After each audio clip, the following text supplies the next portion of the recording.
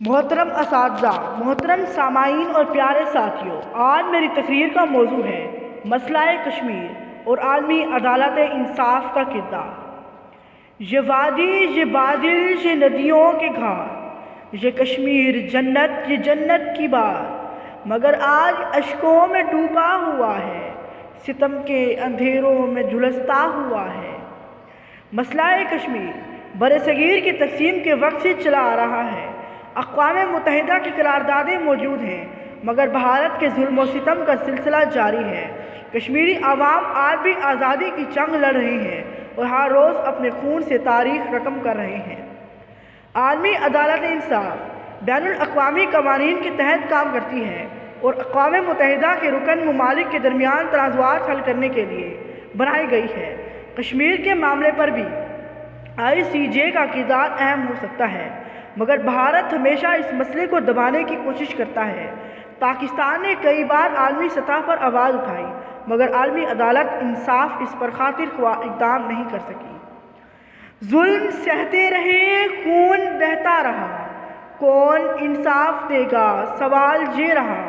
کبھی امن کے خواب دکھائے گئے، کبھی ظلم کے زخم بڑھائے گئے۔ ہمیں کشمیر کے لیے متحد ہونا ہوگا، عالمی عدالت انصاف اور دیگر اداروں پر دباؤ ڈالنا ہوگا کہ وہ کشمیری عوام کو ان کا حق خود ارادیت دلائیں۔ ہمیں اپنی صفوں میں اتحاد پیدا کرنا ہوگا تاکہ کشمیر کی آزادی ممکن ہو سکے۔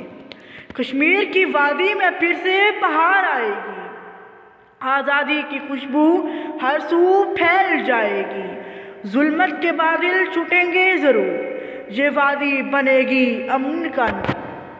یہ خطہ جنت، یہ وادیاں ہستی، یہ بادل، یہ دریا، یہ چاندنی مستی، مگر خون سے آج یہ سرخ ہے کیوں؟ یہ چیخیں، یہ آنسو، یہ آہو بکا کیوں؟ 1947 میں برصغیر کی تقسیم ہوئی تو کشمیر ایک ایسا علاقہ تھا جسے عوامی خواہشات کے مطابق پاکستان کا حصہ بننا تھا، مگر بھارت نے وہاں اپنی فوجیں بھیج کر جبراً قبضہ کر لیا۔ اس کے بعد یہ مسئلہ اقوام متحدہ میں پیش ہوا، جہاں قراردادیں پاس ہوئیں کہ کشمیریوں کو ان کا حق خود ارادیت دیا جائے، مگر افسوس آج بھی وہ دن نہیں آیا۔ کشمیری عوام پر بھارتی فوج کی جانب سے بے پناہ ظلم و ستم ڈھایا جا رہا ہے۔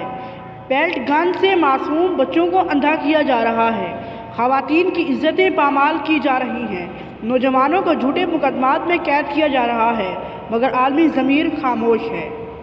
عالمی عدالت انصاف کو چاہیے کہ وہ بھارت کی ریاستی دہشت گردی پر کھلی سماعت کرے اور عالمی برادری کو اس ظلم سے آگاہ کرے۔